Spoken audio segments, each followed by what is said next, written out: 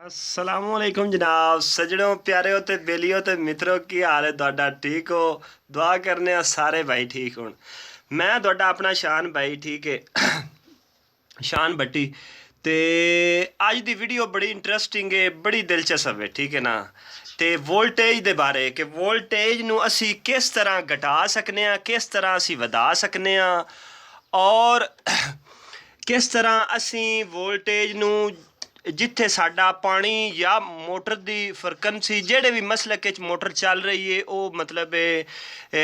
ਕਿਤਨੇ ਉਹਨੂੰ ਚਾਹੀਦੇ ਨੇ ਉਸ ਹਿਸਾਬ ਨਾਲ ਅਸੀਂ ਉਹਦੀ ਸੈਟਿੰਗ ਕਿਵੇਂ ਕਰਨੀ ਹੈ ਉਹਦੇ ਬਾਰੇ ਮੈਂ ਇਨਸ਼ਾਅੱਲਾ ਤਾਲਾ ਤੁਹਾਨੂੰ ਸ਼ਾਰਟ ਜਿਹੀ ਵੀਡੀਓ ਦੇ ਵਿੱਚ ਇਨਸ਼ਾਅੱਲਾ ਤਾਲਾ ਆਪਣੇ ਭਰਾਵਾਂ ਨੂੰ ਦੱਸਣਾ ਠੀਕ ਹੈ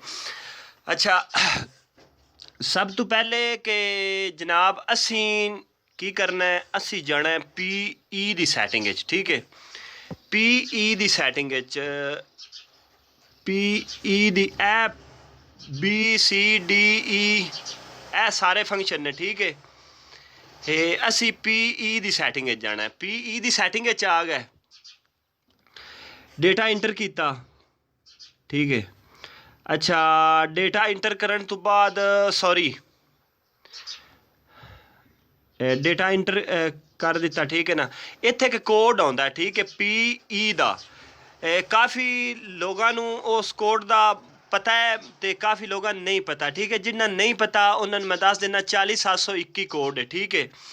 40721 ਇਸ ਇਨਵੇਟਰ ਦਾ 63128 ਕੋਡ ਹੈ ਠੀਕ ਹੈ ਮੁxtਲਿਫ ਕੋਡ ਹੁੰਦੇ ਨੇ ਜ਼ਿਆਦਾਤਰ INVT ਦਾ 40721 ਕੋਡ ਹੁੰਦਾ ਠੀਕ ਹੈ ਕੁਝ ਬਹੁਤ ਘੱਟ ਇਨਵੇਟਰ ਨੇ INVT ਦੇ ਵਿੱਚ ਜਿਹੜੇ ਕੁਝ ਹੁਣ ਆ ਰਹੇ ਨੇ ਜਾਂ ਕੋਈ ਪਹਿਲੇ ਮਾਡਲ ਆਇਆ ਹੈ ਜਿਨ੍ਹਾਂ ਦੇ मतलब INVT ਦੇ ਕੋਡ ਜਿਹੜੇ ਨੇ ਅਲੱਗ-ਅਲੱਗ ਨੇ ਠੀਕ ਹੈ ਬਾਕੀ ਤੁਸੀਂ ਆਪਣਾ ਕੋਡ ਡਾਇਲ ਕਰ ਲੈਣਾ ਤੇ ਇੱਥੇ ਤੁਸੀਂ ਨੇ ਲਿਖ ਦੇਣਾ ਠੀਕ ਹੈ PE8 ਦੇ ਵਿੱਚ ਚਲਿਆ ਜਾਣਾ ਠੀਕ ਹੈ PE8 ਦੇ ਵਿੱਚ ਜਾ ਕੇ ਸੌਰੀ P यार सॉरी यार मैं ना थोड़ा जा मसला ख़राब हो गया मैं 3 ਨੂੰ E ਬਣਾ ਬੈਠਾ ਠੀਕ ਹੈ ਨਾ ਉਹ ਮੈਂ ਵੀਡੀਓ ਮਾਜ਼ਰਤ ਅੱਛਾ PE ਦੇ ਵਿੱਚ ਜਾਂਦੇ ਆ ਠੀਕ ਹੈ PE ਦੇ ਵਿੱਚ ਚਲੇ ਜਾਂਦੇ ਆ ਠੀਕ ਹੈ ਨਾ ਇਹ PE ਆ ਗਈ ਠੀਕ ਹੈ PE ਆ ਗਈ ਇੱਥੇ ਅਸੀਂ ਆਪਣਾ ਕੋਡ ਦੇਣਾ ਇਹਨੂੰ ਠੀਕ ਹੈ 63128 ਠੀਕ ਹੈ ਇਹ ਮੇਰਾ ਕੋਡ ਹੈ ਇਹ ਕਿਉਂਕਿ ਇਹ ਅਲੱਗਾ ਇਨਵੇਟਰ ਹੈ ਠੀਕ ਹੈ ਨਾ ਇਹ मतलब पुराने मॉडलों चों है ठीक है 63128 असी इनू कोड दे दिता ठीक है अच्छा P10 दे विच जाना मैं शार्ट जे तरीके नाल भरावां नूं समझा देना P10 दे विच जाके अगर इत्थे 100 लिखिया है तुसां ने 100 ते 200 तक इहदी रेंज है ठीक है जितने मर्जी तुसी वोल्टेज वधाने होण तुसी वधा सकते हो ठीक है ना अगे 500 ते कोई 35 वोल्ट है ठीक है असी 100 ते 10 कर दिता अगे इत्थे 100 आ ठीक है इनू ओके कर दिता अच्छा हुण असी PE ओके कर दिता हुण है वेख लो 600 ते 4 वोल्ट हो गए ने ठीक है अगर असी इत्थे ही इनू PE10 दे विच अगर असी इत्थे कर दिंदे आ 100 ते 20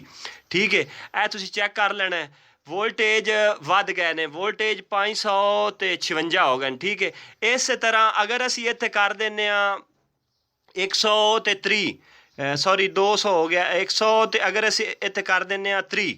ठीक है तो वोल्टेज फिर वध जाएंगे ठीक है वोल्टेज 700 ते चले गए हैं ठीक है प्यारे भाई शार्ट जी वीडियो आई ठीक है मेरे ख्याल नाल मेरे भरावां नूं पसंद भी आई होनी है और मैं बहुत ही अनकरीब अपने भरावां नूं